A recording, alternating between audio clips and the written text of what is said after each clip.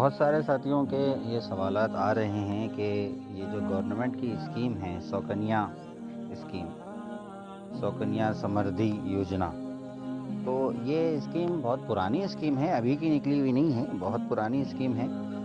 غالباً 2018 سے پہلے کی ہے۔ تو یہ اسکیم میں پیسے ڈالنا جائز ہے یا ناجائز ہے؟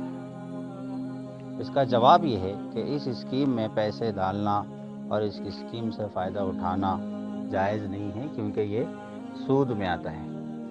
اور سود میں پیسے ڈالنا جائز نہیں ہے۔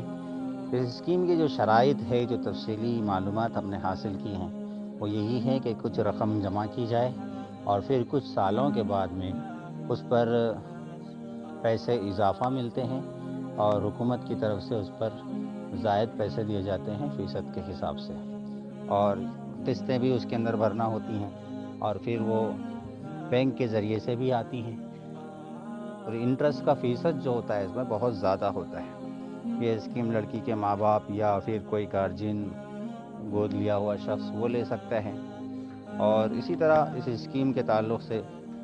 معلوم ہوا کہ اگر کوئی قسط اس کے اندر جمع نہیں کی تو پھر اس کے اوپر پینالٹی بھی لگتی ہے، جرمانہ بھی لگتا ہے۔ تو یہ ایک طرح کا ایک سود ہے، اور چونکہ حکومتیں جو آج کل ہیں وہ کوئی اسکیم بناتی بھی ہیں تو پھر اس میں اپنا بھی فائدہ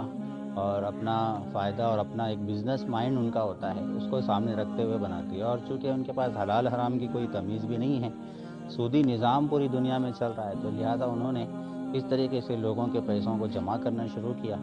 اور پھر اس کے ذریعے سے وہ لوگ کاروبار کرتے ہیں اور پھر اس کو سود در سود کرتے ہیں، اور پھر کچھ سالوں کے بعد میں وہ رقم لڑکی والوں کو واپس کرتے ہیں۔ امت مسلمہ کو چاہیے کہ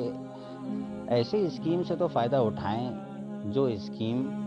سود پر مشتمل نہ ہو، جس کے اندر سود نہ پایا جاتا، لیکن جس کے اندر صراحتاً سود ہو، تو ایسے سود کے اسکیمات سے فائدہ اٹھانا امت مسلمہ کے لیے جائز نہیں ہے۔ ہاں، امت مسلمہ کو یہ تعلیم ہم ضرور دے سکتے ہیں کہ اپنی بچیوں کی فکر کریں، پیسے وقت سے پہلے جمع کریں، فضول خرچی نہ کریں، اپنے خاندان میں جمع کریں، اپنے پاس جمع کریں، یا پھر اپنا کوئی اکاؤنٹ ہے تو اس میں جمع کر لیں، ٹھیک ہے، اس طریقے سے کر سکتے ہیں۔ اللہ سے امید رکھیں، شادیوں میں زیادہ فضول خرچیاں کرنے کی عادت نہ ڈالیں، پہلے سے ہی یہ سوچ کے، یہ ذہن بنا کے نہ چلیں کہ ہم کو جہیز دینا ہی دینا ہے، ایسا سوچ کے نہ چلیں، بلکہ یہ سوچ کے چلیں کہ ہم نیک متقی سے ایسے سے شادی کرائیں گے جس کو جہیز مانگنا نہ ہو، ہم اپنی بچی کو بیچنا نہیں چاہتے، اس طریقے سے سوچ کر چلیں۔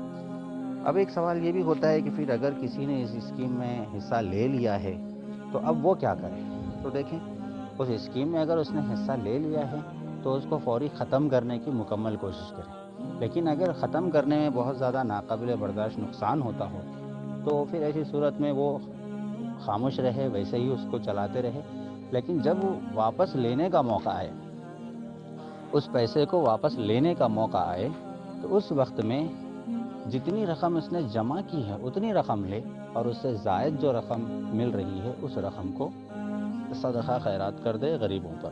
زائد رقم کو لینے کی گنجائش نہیں ہے، اجازت بالکل بھی نہیں ہے، اور یہ بات لڑکی کے ماں باپ اپنی وصیت میں بھی لکھ دیں،